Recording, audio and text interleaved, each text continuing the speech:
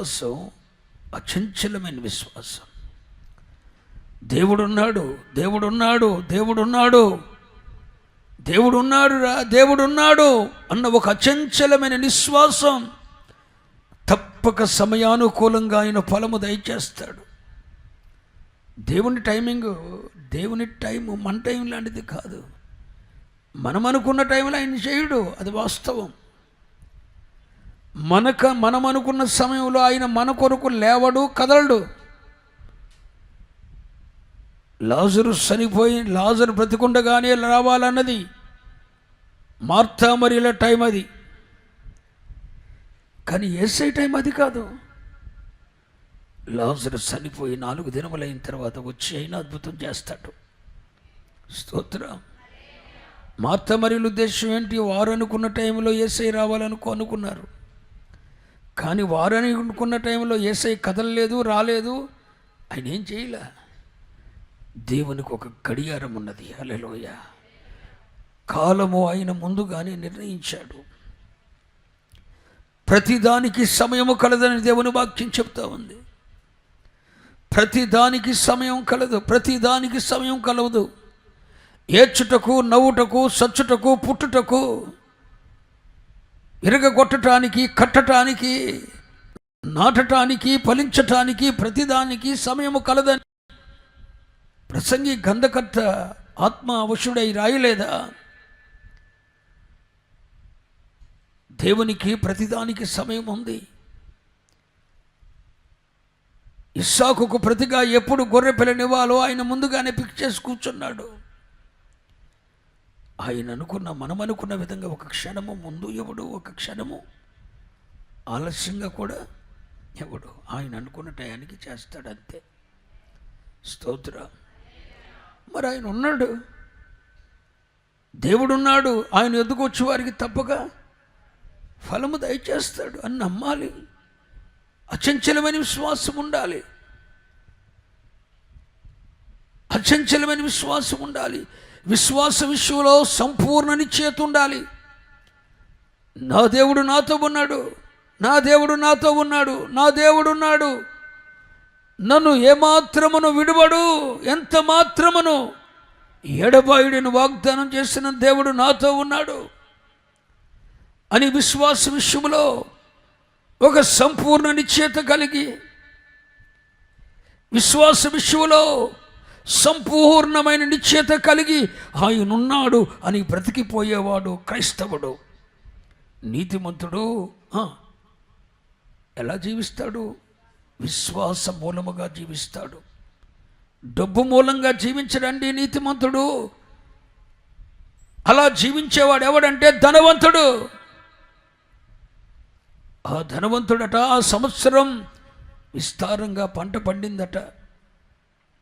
కొట్లు కట్టాడు, కొట్లలో ధాన్యం కూర్చాడు, ధాన్యం అమ్మాడు, వచ్చిన ధనాన్ని కూర్చుకున్నాడు. ఇంకా అనేక సంవత్సరాలకు కావలసిన ధనాన్ని, ధాన్యాన్ని కొట్లు కట్టి దాంట్లో సమకూర్చుకొని ఈ ధనవంతుడు అంటాడు, నా ప్రాణమా, అనేక సంవత్సరములకు కావలసిన దాన్ని నేను సమకూర్చాను, తినుము, త్రాగుము, సుఖించుము, సంతోషించు అంటాడు.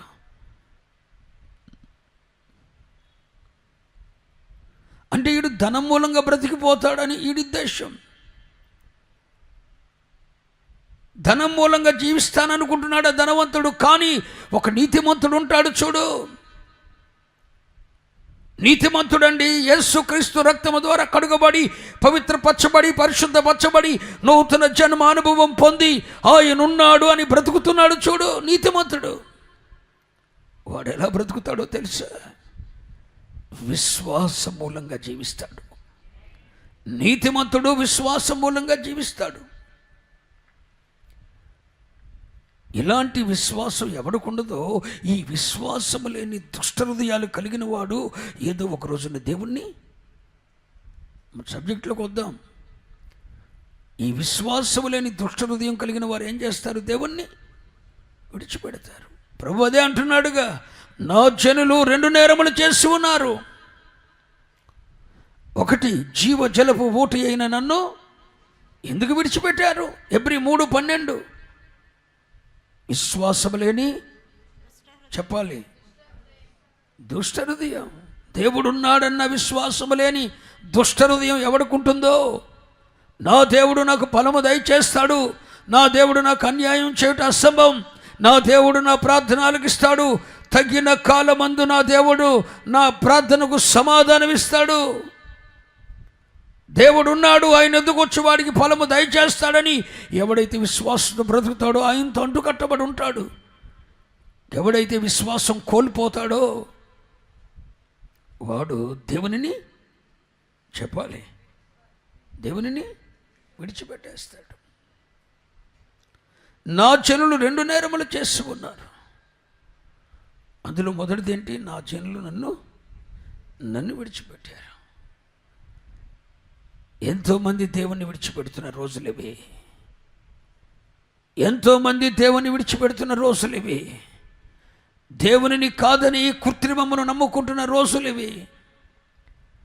దేవుడు ఉన్నాడా? ఉంటే ఏం చేశాడు? ఎక్కడున్నాడు?